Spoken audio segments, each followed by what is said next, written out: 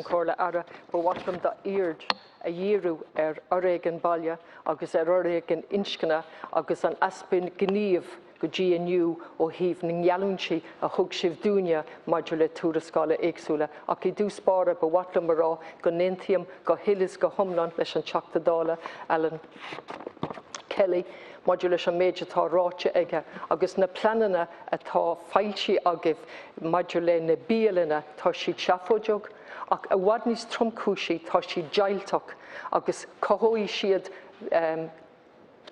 scris i measc an phobal agus tá sé é bhfad siar an bóthar anois ón teachtareacht go bhfuil muid go léir le chéile.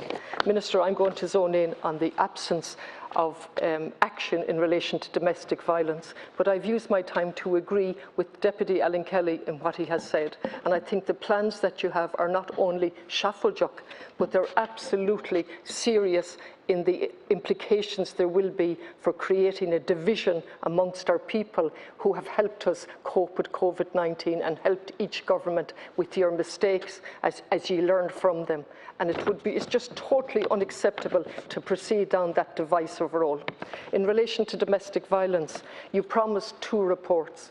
I understand one of them from in relation to the segmentation of services for domestic violence across all departments. It was undertaken by 2 independent external consultants. It sits on a desk somewhere in the Department of Children or the Department of Justice. A second report from TUSLA, a basic report to examine what was the emergency accommodation on the ground.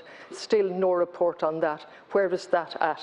And in relation to that, the Council of Europe, depending on which measurement you use, were short somewhere between 45 refugees or 350 refugees. Now, I say all that today because we have worked with this government and the last government. I am sick and tired of making statements, and I'd say my colleagues are, in relation to domestic violence, and I thought we had moved on for the promise of the 2 reports that have never appeared, and this in the background of the increased levels of phone calls in relation to the horrific rise in domestic violence, and of course what has happened with the cancellation of phone calls to the Garda 999 call, and a failure by the Guards to alert the police and authority to that till last December, and then to tell the police and authority it was only a technical breach, and now we're waiting the results of an internal audit in relation to that. 9 months later, we're still awaiting. Now, Minister, I would like from you today a reply. When will the 2 reports that I've mentioned be published? I don't want any waffle. I don't want any background. I'm more than familiar with the background. I have read all the reports. I want to know when those 2 specific reports will be published and why they have been delayed. If you could, Garmach. Thank you, Deputy Minister. Thank you very much indeed, Deputy.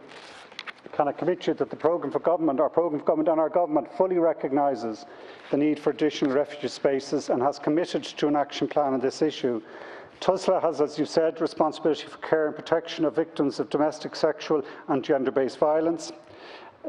TUSLA's accommodation review, currently being finalised, has examined the current level of refuge provision, the evidence for demand for services and unmet need, and analysis of proximity to refuge by local communities.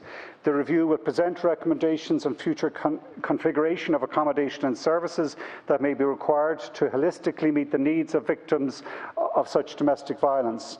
The 3rd National Strategy on Domestic Violence is to be published by the end of this year and will include actions around future investment in refuges.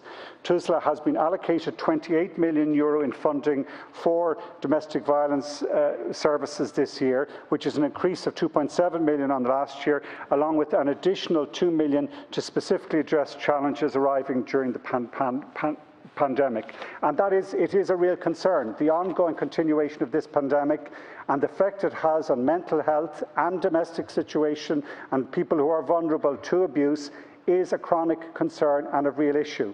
There will be no delay within government, with either the Minister of Justice or Minister of Children, in publishing the findings of those reports and then acting on it. And it has to be part of that wider approach to this health crisis as we come out of it, to learn lessons and to make sure we do provide the refuges. Mr. I appreciate that you might know what I was raising today, but you've read from a very good briefing document. I asked you not to do that. I asked you not to give me the background. I asked you when the 2 specific reports will be published. What is the delay with them? I'm very familiar with the strategy that you're going to publish. We have an internal Garda review into the cancellation of phone calls from distressed women and children and men. And are you satisfied with an internal report 9 months later after they told the policing authority, or 6 months after the policing authority and longer when they discovered it? Can you please tune in the cost of domestic violence on every level, but maybe for the men and for that mentality that's there driving the economy? The cost of the economy alone is 2.2 billion at a Conservative estimate. The cost psychologically and intergenerationally is far beyond that. So the reason that I'm standing here, as previous colleagues have done, is to get away from the word. You use the word chronic. The only time I use the word chronic is in relation to the lack of action. Chronic lack of action by this government and previous governments in relation to domestic and gender-based violence. I don't want any more words. I want action. And the most basic action are the 2 reports that were commissioned. When will they be published? Minister, please. Deputy, I wanted to give you with respect what the government position, and I wanted to get that accurate because it is a hugely important issue. My understanding is that 2 reports you refer to will come to government within a short number of weeks, within the next 2 to 3 weeks. And I think then, as soon as they are, if and when agreed by government, will be published and acted upon. I'd say as well that I'm very glad that the Garda Commission has apologised for what happened with regard to the cancelled calls. I think that was not up to the standards that we expect from An Garda Síochána.